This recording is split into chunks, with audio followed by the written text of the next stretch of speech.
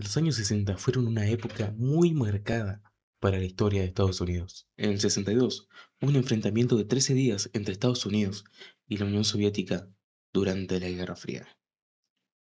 También estuvo el asesinato del presidente John F. Kennedy en 1963, asesinato que fue un shock bastante grande para el país. También el asesinato de Martin Luther King Jr. y Robert F. Kennedy en el 68. Pero hoy vamos a Vallejo, California. Es el viernes 20 de diciembre de 1968. Estamos a unos días de Navidad. Es una noche bastante fría, bastante helada, pero para dos chicos en especial eso no importaba. Esta iba a ser su primera cita. David Faraday, de 17 años, y Betty Lou Jensen, de 16 años, estaban oficialmente en su primera cita. David era un estudiante, digamos que modelo, bastante inteligente, con un buen futuro. Le habían dicho los padres de Betty que irían a un concierto navideño a unas cuadras de su casa, y que volverían temprano, pero nunca llegaron a dicho concierto. En lugar de ir a un concierto, terminaron a las afueras de la ciudad, estacionados en Lake Herman Road, un lugar con un camino oscuro y solitario. Ese era un lugar de esos que conocemos como el típico carril del amor. Ellos estaban en el auto de David. Ya estaban pasando de las 11 de la noche. No faltaba mucho para las 12. Había un silencio absoluto, hasta que de repente, de la oscuridad, sale un auto misterioso iluminando el lugar con sus luces. Alguien estaciona junto a su lado, sin decir una sola palabra. No intenta robarles, no intenta hacer nada. Ese hombre solo tenía una intención. El extraño sale del auto, se acerca a la ventana del pasajero, levanta su brazo y en su mano tenía una pistola semiautomática calibre 22. El hombre dispara contra el auto. Una de las balas perfora el techo, la otra el vidrio trasero, como si quisiera que saliesen del auto, ¿no? Bueno, ahí, ahí es cuando Betty abre la puerta del auto y sale. Luego David sale detrás de ella. ¿Qué pasa? Apenas David puso un pie afuera, el asesino le dispara a quemarropa. David recibió un disparo detrás de la oreja y cayó al instante al piso. Al verlo, Betty se enloquece e intenta correr lo más lejos que puede. Apenas logra alejarse unos 5 o 8 metros, el asesino, totalmente calmado, apunta hacia la oscuridad y aprieta el gatillo. Fueron 5 balas las que impactaron contra Betty. 5 balas que impactaron directamente en la espalda de Betty. El atacante subió a su auto y desapareció en la noche, sin dejar huella alguna, sin llevarse las billeteras, sin llevarse nada. No era un robo ni dejó ningún tipo de motivo por el cual lo hizo. Solamente hizo asesinarlos. Cuando la policía llega a la escena, se encuentra con un rompecabezas. No habían testigos, no había huellas, solo casquillo de bala marca Super X esparcido por la grava y dos familias que perdieron a sus hijos. En este momento las autoridades de Vallejo pensaban que esto se trataba de un posible ajuste de cuentas o algún loco sueldo que se le dio por matar a alguien de la nada. No tenían idea de que este baño de sangre solo era el comienzo de la historia de uno de los mayores asesinos en la historia de Estados Unidos. Pero como no se sabe quién es este dicho asesino, solo hay teorías. Esta vez, a diferencia de los otros, no podemos profundizar en su vida como hicimos con Jeffrey Dahmer, Richard Ramírez, John Wayne Gacy, etc. Así que vamos a ir directamente por su segundo ataque. Han pasado casi unos 7 meses desde ese asesinato. Ahora estamos en 4 de julio de 1969. Era el día de la independencia en Estados Unidos. Por todos lados se veían y escuchaban los fuegos artificiales. Y esa misma noche fue donde el Zodíaco aprovechó para atacar. Esta vez las víctimas fueron Darlene Ferrin, una mujer de 22 años, la cual era una esposa, madre y trabajaba en un restaurante local. Esa noche, un poco antes de la medianoche, pasa a buscarla su amante, Michael Magoo, un joven de 19 años de edad. Primero fueron a comprar un poco de comida y luego se fueron a estacionar en el parque Blue Rock Spring, que quedaba más o menos a unos 6 kilómetros de donde mataron a los jóvenes anteriores. Estaban tranquilamente charlando en el auto de Darlene. De repente, un auto sale de la oscuridad, entra al estacionamiento y se detiene cerca del auto con las luces apagadas. Michael y Darlene se asustan, se quedan totalmente en silencio. Al paso de un minuto, el auto arranca y se va a toda velocidad. Ellos suspiran aliviados, pero ese alivio no les iba a durar mucho tiempo. Al cabo de unos 10 minutos, el auto vuelve. Se estaciona justo detrás, impidiéndoles la salida. De ese mismo auto se baja un hombre corpulento con una linterna encendida en la mano. La luz era tan fuerte que encandilaba los ojos de Michael y Darlene, así que ninguno logra verlo con claridad. Michael pensó que se trataba de un policía, así que busca en su bolsillo su identificación. Pero cuando el hombre se acerca a la ventana, no pide ningún tipo de identificación. Al acercarse a la ventana, levanta su mano en la que tenía un arma 9 milímetros y sin decir ni una sola palabra, comienza un tiroteo. Dispara 5 veces. Los dos fueron alcanzados por los tiros. El asesino creyó haber acabado con ellos, así que empieza a retirarse. Se da la vuelta y se va caminando lentamente hacia su auto. Pero Michael logró sobrevivir a esos tiros. Y cargado de dolor, se tira por la ventana del auto, a lo que el asesino escucha un gemido de dolor. Se da la vuelta y vuelve hacia donde estaba Michael. Ahora, el asesino, para asegurarse, suelta 2 disparos más. Uno para Michael y otro para Darlene. Vuelve a darse la vuelta, se sube al auto, lo enciende y se va tranquilamente.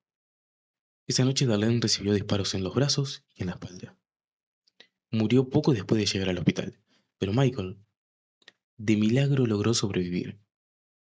Michael recibió disparos en la cara, el cuello y el pecho. Pero hay un detalle, el cual le salva la vida a Michael. Michael no era una persona corpulenta, era al contrario, era una persona bastante flaca. Entonces, ¿qué pasa? Como esa era una noche bastante fría, Michael se pone 3 buzos o suéteres, como quieran decirle, 2 pantalones, que son los que le salvan la vida. Esa cantidad absurda de ropa es la que le salva la vida. Toda esa ropa ayudó a reducir el impacto de las balas, evitando una herida mortal. Y gracias a esto, Michael logra convertirse en la primera persona que logra ver la cara del asesino y vivir para poder contarlo. Pero esa noche no termina ahí. ¿Qué es lo que pasa? Casi una hora después del ataque, casi una hora después de haberle disparado a Michael y a Darlene, el asesino se acerca a un teléfono público que estaba a una calle de una comisaría que literalmente se podía ver desde la ventana de la casa de Darlene, que yo creo que fue una coincidencia, no creo que esté tan estudiado eso. O sea, creo que es una coincidencia que el teléfono esté tan cerca de la casa de su víctima. La llamada es realizada a eso de las 12:40 de la madrugada. El teléfono suena en el departamento de policía de Vallejo. La operadora que esa noche contestó el teléfono fue Nancy Slover, la cual dice que del otro lado de la línea, la persona que hacía la llamada tenía una voz robótica, madura y bastante fría, sin demostrar ningún tipo de emoción. Y la persona del teléfono dijo exactamente estas palabras: quiero reportar un doble asesinato. Si van 1,5 kilómetros al este por Columbus Parkway, encontrarán a unos jóvenes muertos. Fueron baleados por una Luger 9 milímetros. Yo también maté a esos chicos el año pasado. Adiós. Y con esa llamada deja de ser un misterio. Ahora el asesino quería la atención de todos, y ahí es cuando nace el asesino del Zodiaco. Luego de eso, nuestro asesino comenzó a mandar cartas. Comenzó a mandar cartas donde se dirige a sí mismo como el Zodiaco y manda su primer código secreto. Luego del segundo ataque y la llamada de la policía, el asesino se dio cuenta de algo. A él no le bastaba solo con matar. Él quería atención. Él quería ser reconocido. Quería ver a todos temblando de miedo y leyendo sobre él en los diarios. Ahora vayamos al 31 de julio de 1969. Casi un mes después de balear a Michael y Darlene. Los 3 periódicos más importantes de ese momento, en la zona de California, recibieron cartas casi iguales. Cartas escritas a mano con una caligrafía rara, bastante desprolija y suelta. Cartas en las que el autor daba detalles técnicos de los 2 primeros asesinatos. Detalles que solo podría saber la policía o el asesino, como por ejemplo la marca de las balas, la posición de los cuerpos. Pero lo más extraño en este caso no serían los cuerpos, sino lo que enviaría junto con las cartas. Cada carta contenía una tercera parte de un código secreto de unos 408 símbolos. El asesino le dejó una amenaza clara a los medios de comunicación y a la policía. Si no imprimen estos códigos en la primera plana de sus periódicos, este fin de semana voy a volverme loco y mataré a una docena de personas al azar. Entraron en pánico y decidieron publicar esas cartas en el diario. Unos días después, el 4 de agosto, llega otra carta al periódico de San Francisco. Fue en esa carta donde el asesino se bautiza a sí mismo como el Zodiaco. Se bautiza a sí mismo con esta frase: estimado editor, les habla el Zodiaco. Mientras la policía, el FBI y la inteligencia naval intentaban descifrar este código 408, un profesor de secundaria llamado Donald Harding y su esposa Betty lo descifraron en la cocina de su casa, en tan solo unos pocos días. Y el mensaje que escondía era un poquito enfermo. El mensaje decía: me gusta matar gente porque es muy divertido. Es más divertido que matar animales salvajes en el bosque, porque el hombre es el animal más peligroso de todos. Matar me da la experiencia más emocionante. Lo mejor de todo es que cuando muera, renaceré en el paraíso y todos los que he matado se convertirán en mis esclavos. Ahí el asesino del zodiaco dejó de ser un simple criminal con ganas de atención. Ahora, él tenía la atención de todo el país, de los medios y de la policía. Ya estaba listo para cometer sus últimos actos. Hasta este punto, el asesino siempre atacaba por las noches. Recordemos sus primeros dos ataques, los cuales fueron entre las 11 y las 12 de la madrugada, de la noche. Entre las 11 y las 12 de la noche. Pero esta vez no va a ser así. Ahora son las 6:15 de la tarde. Todavía brilla el sol. Ahora nos vamos al Valle de Napa, donde estaban Brian Hartnell, de 20 años, y Cecilia Shepard, quien tenía unos 22 años. Ambos eran estudiantes universitarios. Estaban relajados de cita, estaban relajados en una cita con un picnic tranquilos, cuando de repente, a lo lejos, entre los árboles, ven una silueta. Había alguien ahí, había alguien raro, alguien que se escondía entre los árboles. Se escondía, se mostraba un poco, se escondía, volvía a asomar, se escondía y volvía a asomar. Hasta que se decide y sale de los árboles. Sale de los árboles y comienza a caminar hacia ellos dos. La verdad es que la escena, si vos te pones a pensarlo, es bastante turbia. Y yo creo que cualquiera se iría en lugar de esperar a que el asesino se le acercara. ¿Por qué digo que es bastante turbia? Porque no es que había un hombre cualquiera a lo lejos acercándose a ellos, sino que el hombre llevaba un disfraz raro. Era un hombre que llevaba puesta una capucha negra de verdugo hecha a mano, la cual le cubría toda la cabeza y los hombros, que bajaba como si fuese una pechera. Capucha que en la parte superior tenía una forma cuadrada, como esas bolsas de papel, que en los agujeros de los ojos tenía incrustados unos lentes de sol bastante oscuros. Pero lo que más destacaba de ese disfraz es que en su pecho tenía el símbolo del zodiaco. Tenía un círculo con una cruz en el medio. ¿Por qué lo llamamos el símbolo del zodiaco? Porque es el mismo símbolo que tienen los relojes de marca Zodiac. De ahí es que sale ese nombre del asesino del zodiaco. Bueno, cuando el asesino se acerca a ellos dos, les apunta con una pistola, con una calibre 45. El asesino les habla.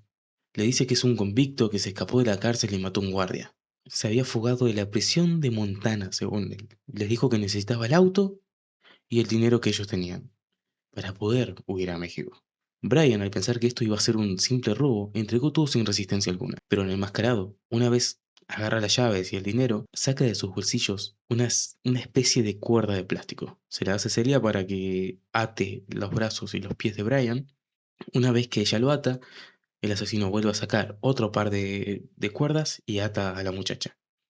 Brian, al darse cuenta de la situación, se dio cuenta de que esto no iba a ser un simple robo. Intenta hablar con el asesino, a ver si puede racionar, a ver si puede simpatizar con él y evitar que los matase. Pero el asesino no reaccionaba, no les hablaba. Así que entraron en pánico.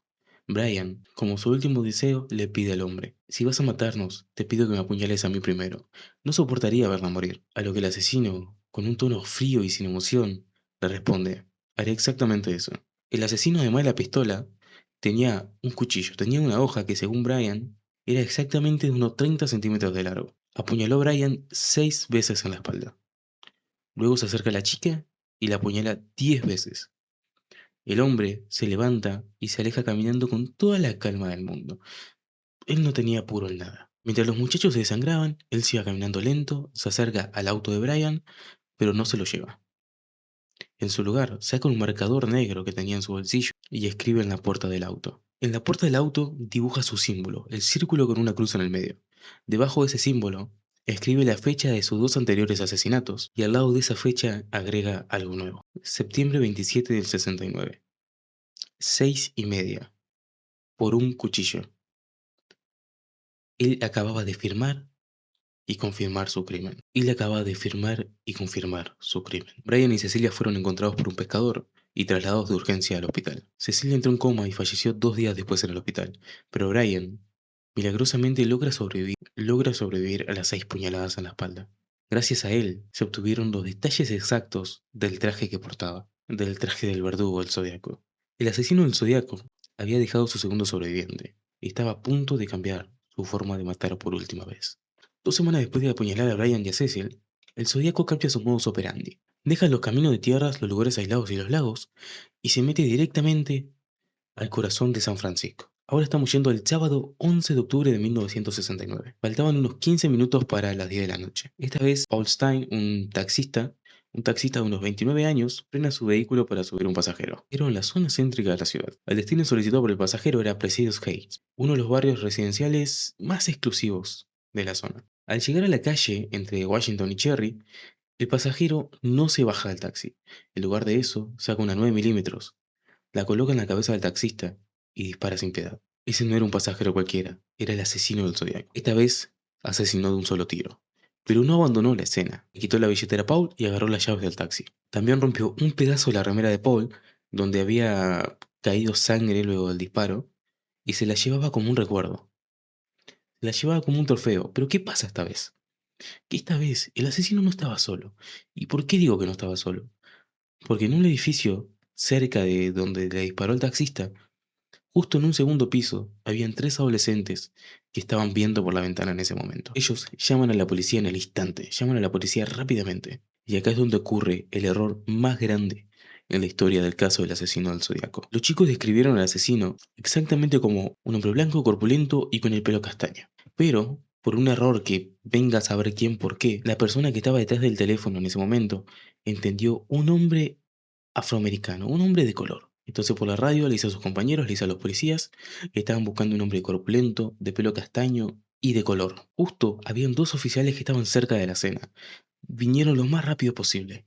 Ellos encuentran a un par de cuadras a un hombre que iba caminando totalmente tranquilo, sin levantar ningún tipo de sospechas. Lo único sospechoso que había en ese momento es que estaba cerca de la escena del crimen. Pero ese hombre era blanco. Los policías se quedan viéndolo durante unos minutos y deciden dejarlo ir, porque claro, ellos, las llamadas que ellos recibieron eran sobre un hombre negro. Por más sospechoso que sea esa persona en ese momento, no coincidían con la descripción que le habían dado. Así que los policías deciden dejarlo. Pasan por al lado suyo y el Zodíaco desaparece esa misma noche. 2 días después del asesinato del taxista, el diario de San Francisco recibe una nueva carta. Carta la cual llevaba dentro un pedazo de tela de la camisa del taxista. Y en esa carta, el Zodíaco se burlaba abiertamente de la policía por haberlo dejado escapar. Pero además de eso, lanza una amenaza para toda la ciudad. En esa carta también decía, los colegiales son buenos blancos, creo que me llevaré un par por delante. Creo que me llevaré un par en un autobús en una mañana de estas. Simplemente le dispararé una rueda y luego acribillaré a todos los niños que salgan rebotando en el choque. La ciudad entera cayó en pánico. Las patrullas seguían a todos los autobuses escolares durante días. Los policías estaban totalmente armados. Incluso pusieron aviones de la Fuerza Aérea a patrullar desde el cielo. Ahí, el Zodíaco logró lo que quería, atemorizar a toda la ciudad. Desde ahí, el Zodíaco desapareció hasta el 22 de marzo de 1970. El Zodíaco aún tenía ganas de hacer de las suyas. Y acá es cuando entra Caitlin, una madre de 22 años, quien se encontraba manejando por la autopista junto a su bebé de 10 meses. Hasta que de pronto, mientras iba manejando, un auto aparece por detrás. Comienza a prender y apagar sus luces, haciéndole señas, pero ella no frena. A lo que el auto acelera y se pone a su lado. Le dice que tiene la rueda trasera floja, que podría tener un accidente y le recomendaba frenar. A lo que ella frena y se estaciona a un lado de la carretera. El hombre, que en ese momento parecía amable, era un hombre con una apariencia amable, estaba bien vestido, no parecía un asesino, no parecía un asesino. Entonces ella agarra confianza y el hombre se le ofreció a arreglarle la rueda, a lo cual ella le dice que sí. Pero ¿qué pasa? Que el hombre sacó una llave de cruz y fingió estar atornillando las ruedas, pero lo que hizo fue lo contrario. Pero lo que hizo fue lo contrario. En lugar de, en lugar de asegurarlas, las aflojó. Entonces cuando la muchacha se subió al auto e intentó acelerar, la rueda salió disparada. A lo que en ese momento el hombre le ofrece subirse a su auto y llevarla a la estación más cercana. No sé por qué la muchacha no dudó en ningún momento y le dijo que estaba bien. Pasaron Manejaron durante un rato, se pasaron de la primera estación. Se pasó la segunda y la tercera estación. El hombre ya llevaba casi 2 horas manejando, a lo que la muchacha le pregunta, ¿vas a matarme? Y él le responde, sí, pero antes voy a tirar a tu bebé por la ventana. El auto iba por una calle de tierra cerca de un bosque, así que cuando el auto tuvo apenas un frenazo, cuando apenas frenó un poco el auto, la mujer agarra a su bebé y se tira por la puerta. Termina rodando y cayendo en un bosque. La mujer se esconde entre los pastizales y del auto se baja el hombre. Se baja con una linterna y comienza a buscarlas por todos lados. Al cabo de un rato, como unos 20, 30 minutos, el hombre decide irse. Se cansa de buscar y se va. Cuando la policía encuentra a la mujer, la lleva a la comisaría de Peterson. Ahí es donde ella ve un cartel de Se Busca en la pared de la oficina. Al verlo, quedó choqueada. Señaló el dibujo y dijo, ese es el hombre que me secuestró. Era idéntico al asesino del Zodíaco. La policía estuvo investigando durante décadas a casi 2.500 personas, pero hubo un solo sospechoso que logró obsesionar a todos los detectives. Era el sospechoso prácticamente definitivo. Ese sospechoso fue Arthur Lake Allen. Allen fue un ex maestro de primaria, el cual había sido despedido por comportamientos inapropiados. Cuando la policía lo interrogó, las coincidencias, la verdad es que eran muchas. Allen usaba un reloj de marca Zodiac, un reloj el cual su logo es la marca del asesino del Zodiaco, un círculo con una cruz en el medio. Lo segundo sería su talla de zapatos. Su talla coincidía con una de las huellas de botas militares que fue encontrada en una escena del crimen. Tercero, y algo bastante obvio, es que años antes de que el asesino del Zodíaco comenzara a actuar, alguien le había comentado a un amigo suyo que quería escribir una novela. Hasta ahí todo bien, decís, ¿qué tiene de raro eso? ¿Qué pasa con esa novela?